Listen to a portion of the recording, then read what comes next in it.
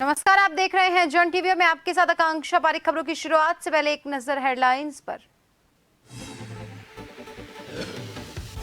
Uttarakhand CM Dhami आज अल्मोड़ा दिल्ली दौरा। One अग्नि से प्रभावित क्षेत्रों के हवाई निरीक्षण का कार्यक्रम। दिल्ली में बीजेपी प्रत्याशी के रोड शो में करेंगे शिरकत।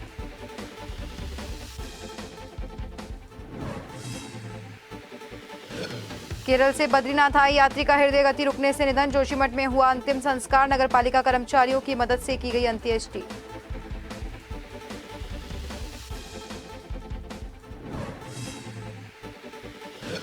देहरादून के मालसी डियर पार्क चिड़ियाघर में जल्द आएगा सफेद बाघ। वन विभाग ने ओडिशा के सीएफओ से की बात। आगे की कार्रवाई जल्द पूरी करने के निर्देश जारी।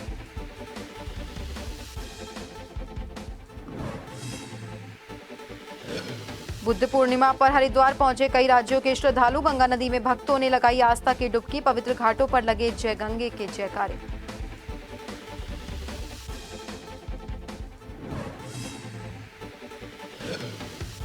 और जनपद चमोली की नीति वैली में पर्यटन को लगेंगे पंख। विभाग की पहल से शुरू हुआ राफ्टिंग ट्रायल। भविष्य में रोजगार बढ़ने की संभावना से लोगों में उत्साह।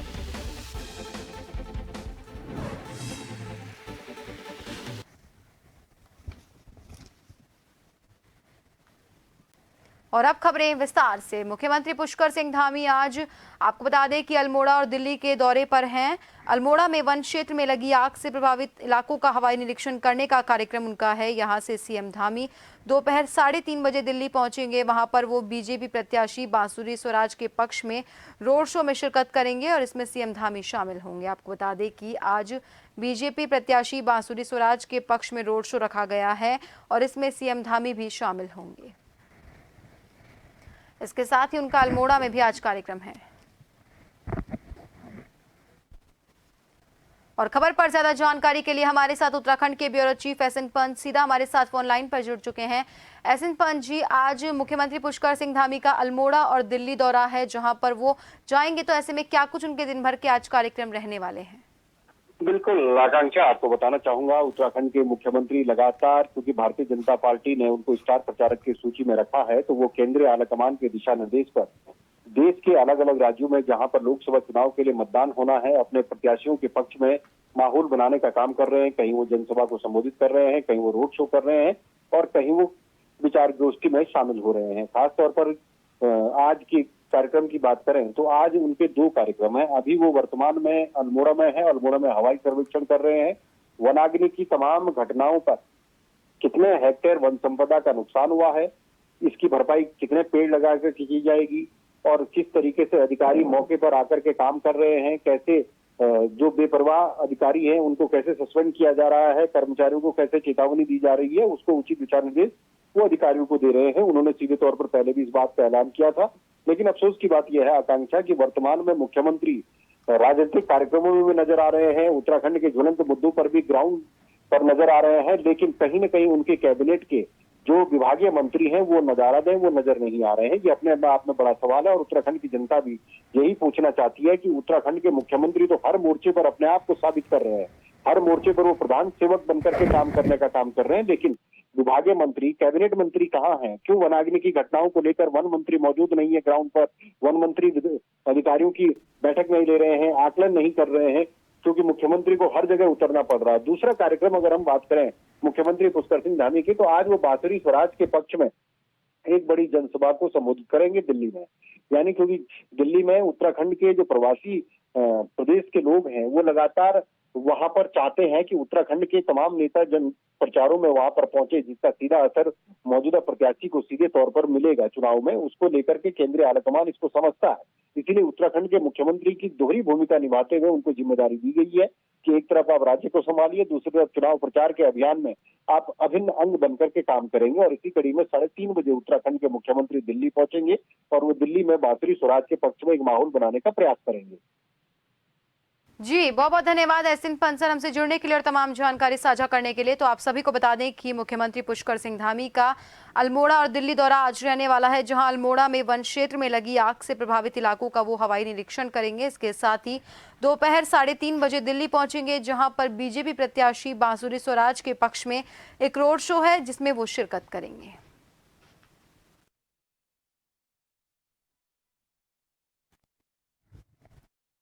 मुख्यमंत्री पुष्कर सिंह धामी ने बुधवार को सेहतपुर फरीदाबाद में बीजेपी प्रत्याशी कृष्णपाल गुर्जर के पक्ष में आयोजित जनसभा को संबोधित किया। मुख्यमंत्री ने सभी का स्वागत करते हुए जनता से 25 मई को श्री कृष्णपाल गुर्जर के पक्ष में ज्यादा से ज्यादा मतदान कर उन्हें भारी मतों से विजयी बनाने का आग्रह किया और कहा कि प्रधानमंत्री के सहयोगी मंत्री के रूप में कृष्णपाल गुर्जर ने फरीदाबाद को हमेशा आगे बढ़ाने का काम किया है। बीते 10 सालों में भारत के विकास ने नई ऊंचाइयों को छुआ है।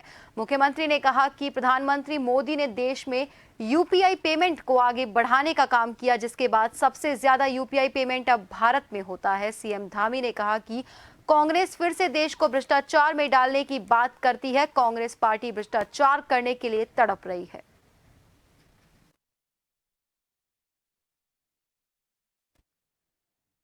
मुख्यमंत्री पुष्कर सिंह धामी ने बुधवार को मारुति कुंज गुरुग्राम हरियाणा में संसदीय क्षेत्र गुरुग्राम से भाजपा प्रत्याशी राव इंद्रजीत सिंह यादव के पक्ष में आयोजित जनसभा को संबोधित किया। मुख्यमंत्री ने कहा कि हम सभी यहां संसदीय क्षेत्र गुरुग्राम से बीजेपी प्रत्याशी राव इंद्रजीत सिंह यादव को जिताने के लिए आए हैं। राव इंद्रजीत सिंह ने निरंतर इस क्षेत्र की सेवा की है। गुरुग्राम क्षेत्र तेजी से विकास के पथ पर आगे बढ़ा है। ये क्षेत्र भारत के सिंगापुर के नाम से विख्यात है। मुख्यमंत्री ने कहा कि प्रधानमंत्री के नेतृत्व में भारत ग्लोबल मैन्युफैक्चरिंग हब के रूप में आगे बढ़ा है।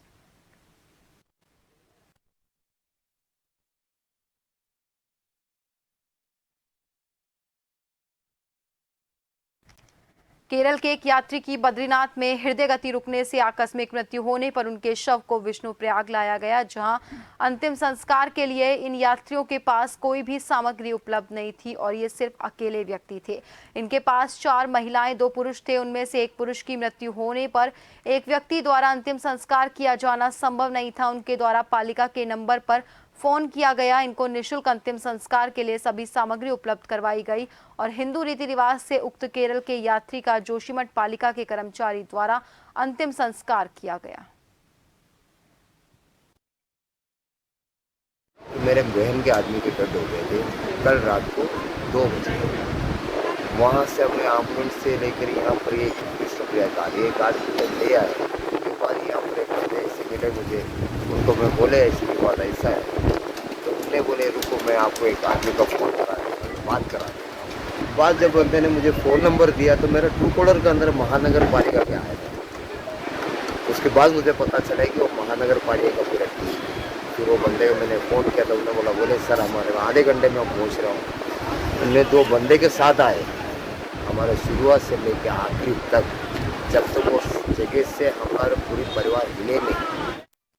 गौतम बुद्ध के जन्म बुद्ध पूर्णिमा के मौके पर गंगा नदी में पवित्र डुबकी लगाने के लिए विभिन्न राज्यों से लोग हजारों श्रद्धालु उत्तराखंड के हरिद्वार पहुंचे और आस्था की डुबकी लगाई। भक्तों का मानना है शुभ दिनों पर गंगा नदी में स्नान करने से पाप और नकारात्मकता दूर हो जाती है और शरीर में सकारात्मकता आ जाती है। इस दिन बौद्ध भक्त बुद्ध तीर्थ स्थलों पर जाते हैं और भजन कीर्तन करते हुए और भगवान बुद्ध के उपदेशों और शिक्षाओं को सुनते हुए दिन बिताते हैं।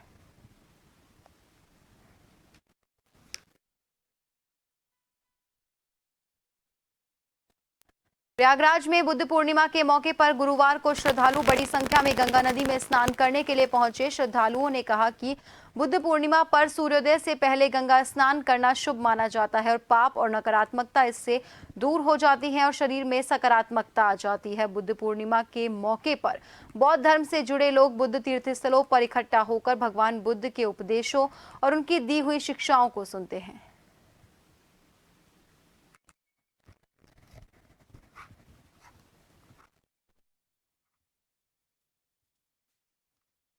पिथौरागढ़ में जारी आदि कैलाश यात्रा को देखते हुए जिलाधिकारी रीना जोशी ने स्वास्थ्य, राजस्व, एलआईयू आदि विभागों के अधिकारियों के साथ कलेक्ट्रेट स्थित जिलाधिकारी कार्यालय कक्ष में बैठक ली। बैठक में जिलाधिकारी ने सुरक्षित यात्रा के दृष्टिगत सभी संबंधित अधिकारियों के साथ चर्चा की और संबंधित अधिकारियों को आवश्यक दिशा निर्देश दिए। जिलाधिकारी ने यह भी बताया कि आदि कैलाश यात्रा में अब तक लगभग 5000 यात्रियों द्वारा यात्रा की जा चुकी है। उन्होंने बताया कि यात्रा हेतु इनर लाइन पास जारी किए जाते हैं। जो भी यात्री कैलाश की यात्रा करना चाहते हैं वो इनर लाइन पास हेतु ऑनलाइन आवेदन कर सकते हैं। इसके अतिरिक्त उन्होंने पर्यटकों यात्रियों से आदि कैलाश यात्रा करने की भी अपील की।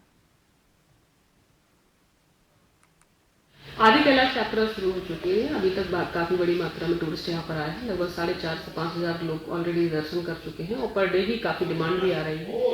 इसके लिए ऑनलाइन पासेस इशू होते हैं, ILP इशू होता है, इनर लाइन पास, जो 6 लेख पे चेक होता है। तो जो भी टूरिस्ट आते हैं वो ऑनलाइन इसको अप्लाई कर सकते हैं और उसके लिए कुछ डॉक्यूमेंट्स की ज़रूरत पड़ती है। तो वो डॉक्यूमेंट्स टूरिस्ट पिथौरागढ़ में भी बनवा सकते हैं, धारचूला में भी बनवा सकते हैं। जिसमें मेन है मेडिकल सर्टिफिकेट, मेडिकल फिटनेस की ज़रूरत पड़ती है। तो वो आप लोग लेकर आएँ और इसको ऑनलाइन अगर अप्लाई करते हैं तो तुरंत ILP भी इशू हो जाता है। तो आपसे रिक्वेस्ट है कि आप लोग आएँ आदि कैलाश में। राजधानी देहरादून के मालसी डियर पार्क चिड़ियाघर में जल्दी ही सफेद बाघ का आगमन होने वाला है। इसके लिए वन विभाग ने ओडिशा के मुख्य वन्य जीव प्रतिपालक से बात की है और उन्होंने एक सफेद बाघ देने पर सहमति जताई है। इसके लिए वन विभाग ने देहरादून के DFO को, जो देहरादून चिड़ियाघर के निदेशक हैं, उनको आगे की कार्यवाही के लिए निर्देशित किया गया है। देहरादून के प्रमुख वन संरक्षक, वन्य जीव और प्रतिपालक डॉक्टर समीर सिन्हा ने कहा कि एक सफेद बाघ के एवज में ओडिशा सरकार ने उत्तराखंड से 4 गुलदार उपलब्ध करवाने का अनुरोध किया है। इसके साथ ही उन्होंने कहा कि जल्दी ही ये सारी प्रक्रिया पूरी कर ली जाएगी।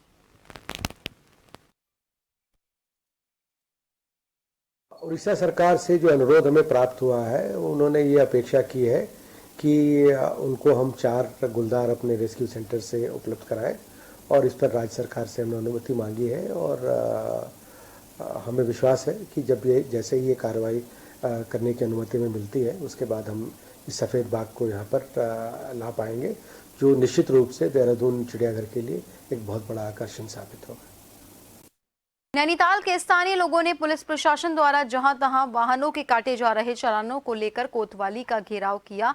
अधिवक्ता नितिन कार्की ने बताया कि नैनीताल नगर में पार्किंग न होने से उन्हें रोजमर्रा की जरूरतों का सामान लेने अपने छोटे बड़े वाहनों से बाजार जाना पड़ता है। दुकानों में सामान की खरीदारी करने के दौरान पुलिस प्रशासन द्वारा उनके वाहनों का 2500 से लेकर 5000 तक का चालान काट दिया जाता है। 1 महीना बीतने के उपरांत भी इसका कोई हल नहीं निकाला गया। उन्होंने कहा कि नगर के जिम्मेदार नागरिक होने के चलते सभी लोग इस संबंध में SSP से वार्ता करेंगे ताकि स्थानीय लोगों को सुविधा मिलने के साथ ही पर्यटकों को दिक्कतों का सामना न करना पड़े।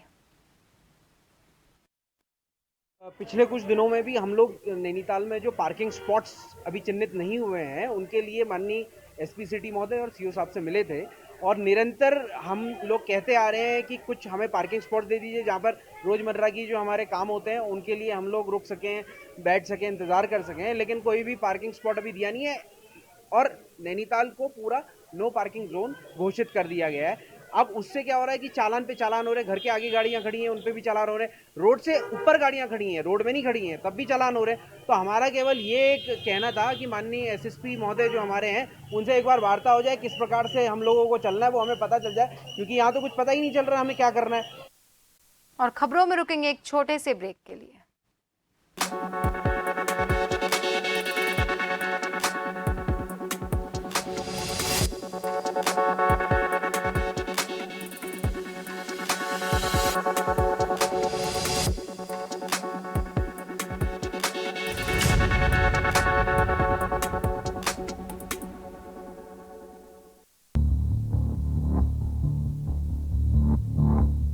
खबर जो कभी बताती है सच तो कभी कराती है एहसास।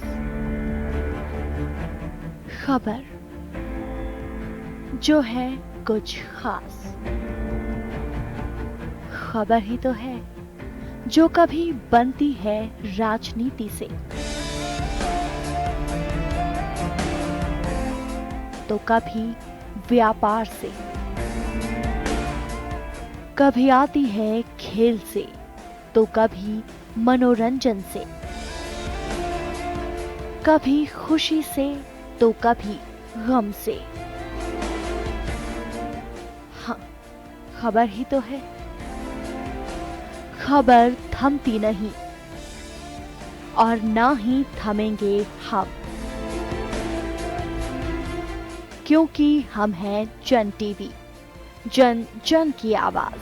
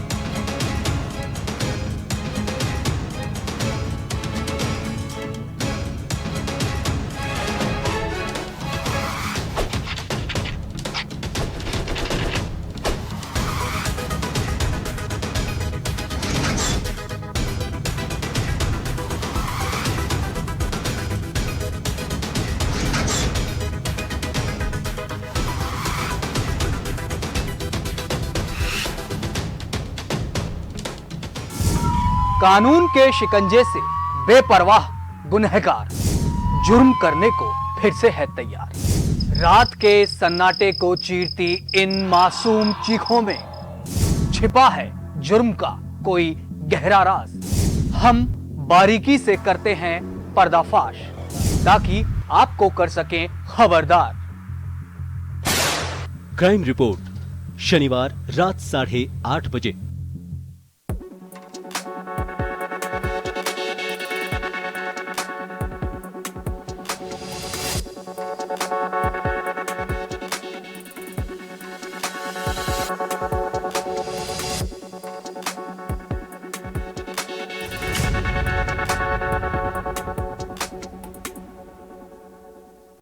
ब्रेक के बाद एक बार फिर से आप सभी का स्वागत है। बढ़ते हैं अगली खबर की ओर। सीमांत जनपद चमोली के विकास खंड जोशीमठ से लगभग 30 किलोमीटर आगे नीति वैली में पर्यटन विभाग के सहयोग से मलारी भला गांव सूकी लाता 5 किलोमीटर रिवर राफ्टिंग ट्रायल शुरू हो चुका है, जिसको लेकर के स्थानीय ग्रामीणों में उत्साह का माहौल बना हुआ है। स्थानीय लोगों का कहना है कि रिवर राफ्टिंग से भविष्य में रोजगार को बढ़ावा मिलेगा और इसके साथ ही साथ स्थानीय ग्रामीणों ने पर्यटन विभाग का धन्यवाद दिया। ब्लॉक प्रमुख हरीश परमार ने उप जिलाधिकारी के माध्यम से जिला पर्यटन विभाग को ज्ञापन भेजा। विकास के दर को देखते हुए उत्तराखंड में सीमांत क्षेत्र जनपद चमोली के भीतर हमारे पास तमाम जो चीज़ें हैं, यहाँ पे क्लाइंबिंग हो सकता है, राफ्टिंग हो सकता है, यहाँ पे स्कीइंग हो सकता है, यहाँ बंजी जंपिंग हो सकता है, यहाँ पे होम स्टे और होटल्स बन सकते हैं, यहाँ पे जो ट्रैकिंग हो सकता है, तमाम चीज़ें होती हुई आ रही है। और मैं पर्यटन विभाग से धन्यवाद करता हूँ, शासन प्रशासन का धन्यवाद करता हूँ कि आपके सहयोग आशीर्वाद से आज धौली गंगा के दाहिने तट पर आज रिवर राफ्टिंग का जो काम चल रहा है, भलगांव, लाता और जेलम और जो मलारी में जो चलना है, धन्यवाद करता हूँ। इससे कि हमारे आने वाले समय में युवाओं को एक रोजगार का माध्यम मिलेगा।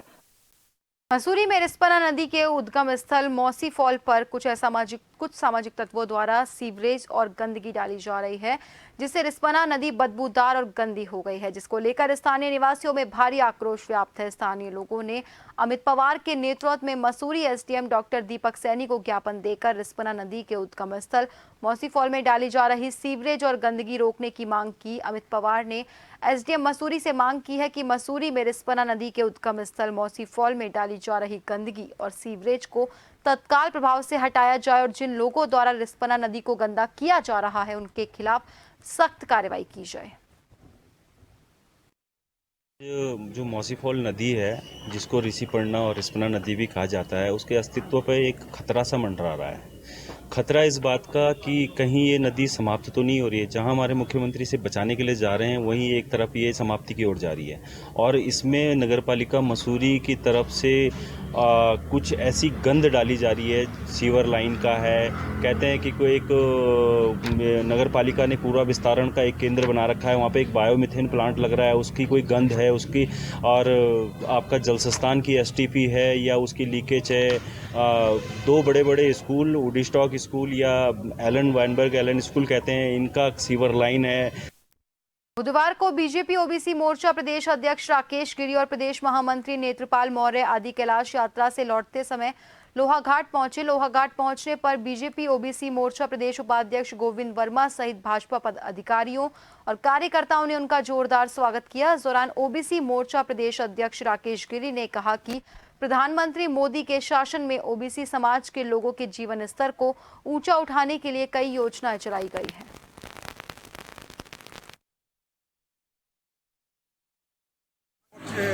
ओबीसी समाज का जितना बड़ा उत्थान हमारे उत्तराखंड में हुआ है और हमारे देश के प्रधानमंत्री आदरणीय नरेंद्र मोदी जी ने इस समाज को दिया है। ओबीसी आयोग का गठन करके ओबीसी समाज का सम्मान, ओबीसी समाज में जितने भी समाज रहते हैं उनके बच्चों के लिए, जो गरीब है हमारे, उनके लिए केंद्रीय विद्यालय, नवोदय विद्यालय और जो हमारे सैनिक विद्यालय, इसमें भी 27% आरक्षण का काम किया है, तो नरेंद्र मोदी जी की सरकार ने किया है। और ओबीसी समाज का जो उत्थान हो रहा है वो भाजपा में ही वो नरेंद्र मोदी जी कर रहे हैं।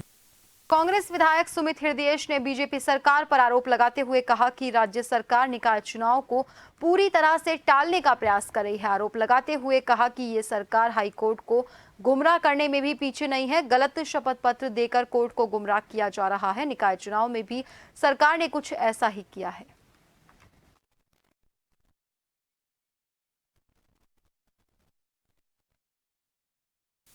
कोर्ट में जो साक्ष्य और प्रमाण देने चाहिए वो सत्यता पे देने चाहिए।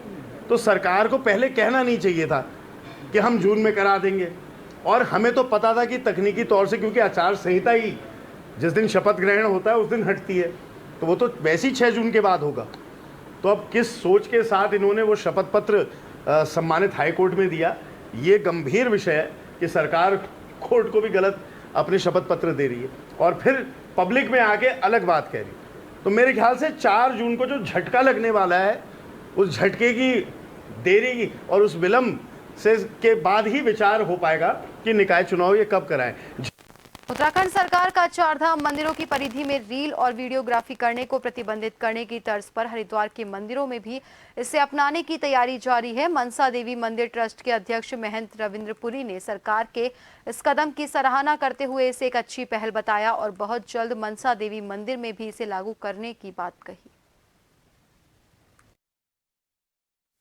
बहुत अच्छी बात है। आपने देखा होगा जब हम मनसा देवी में जाते, चंडी देवी में जाते, किसी मंदिर में जाते, गंगा जी में जाते, वहाँ हम वो भावना लेके नहीं जाते हैं, हम वहाँ समर्पण लेके नहीं जाते हैं, हम वहाँ श्रद्धा लेके नहीं जाते हैं। हमारा विश्वास नहीं होता, हमारा यही विश्वास रहता है सोशल मीडिया पे कैसे हम एक बार आ जाएं, इसके लिए हम रील बनाते हैं और इस पर बैन लगना बहुत जरूरी है। क्या मनसा देवी में भी इसकी शुरुआत की जाएगी? मेरा प्रयास रहेगा और मैं बहुत जल्दी शायद आप सबको बुला करके ऐसा मैं कार्य करने जा रहा हूँ। रुड़की गंगनहर में 2 शव बहते देखकर मोनू जलवीर ने आसफ नागर झाल से बड़ी दिक्कतों से शव को बाहर निकाला, जिसके बाद पता चला कि ये शव मां और बेटे के हैं। दोनों उत्तर प्रदेश के बिजनौर से पिरान कलियर आए हुए थे। बेटा काफी दिनों से बीमार चल रहा था, जिसके चलते उसकी मां भी मानसिक रूप से तनाव में रहती थी और काफी दिनों से वो पिरान कलियर क्षेत्र में नहीं दिखाई थी। और पर उन दोनों की लाश गंगनहर से मिली। परिजनों को सूचना दी गई और शवों को पोस्टमार्टम के लिए भेजा गया। दोनों माँ बेटे थे, इन दोनों ने हाथ बांध रखा था, दोनों हाथ बांधे कूदे। इन बेटे ही दिमाग से मेंटल था, बेटे की चक्कर नहीं माँ कूदी हाथ बांधे। ये बिजनौर से रहने वाले कलेर हाजिरी पे आए हुए थे। ये फोन नंबर सूचना मिली थी, मंगलोर थाने में फोन आया था। पहली बात तो पूरी दुकान से उधर से पार्क से बेचते हुए गई है। इतने घर वालों का नंबर आया था, मेरे घर वालों को बात करी है, तो घर वालों ने तो पहचान करी, तो हमारी उन्होंने अपने बताई, तो आपस में डाम पे जाते इनकी बॉडी निकाली दोनों की।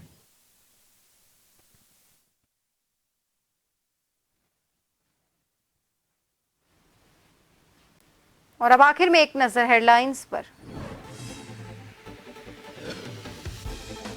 उत्तराखंड सीएम धामी का अल्मोड़ा दिल्ली दौरा, वनाग्नि से प्रभावित क्षेत्रों के हवाई निरीक्षण का कार्यक्रम। दिल्ली में बीजेपी प्रत्याशी के समर्थन में रोड शो में शिरकत।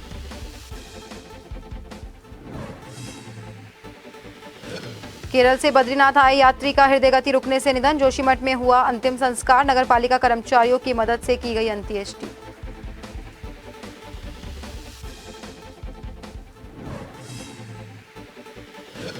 देहरादून के मालसी डियर पार्क चिड़ियाघर में जल्द आएगा सफेद बाघ। वन विभाग ने ओडिशा के सीएफओ से की बात, आगे की कार्यवाही जल्द पूरी करने के निर्देश।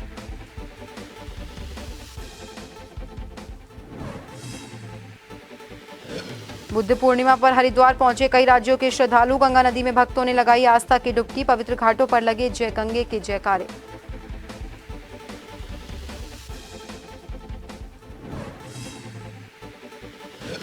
और जनपद चमोली की नीति वैली में पर्यटन को लगेंगे पंख। विभाग की पहल से शुरू हुआ राफ्टिंग ट्रायल। भविष्य में रोजगार बढ़ने की संभावना से लोगों में उत्साह।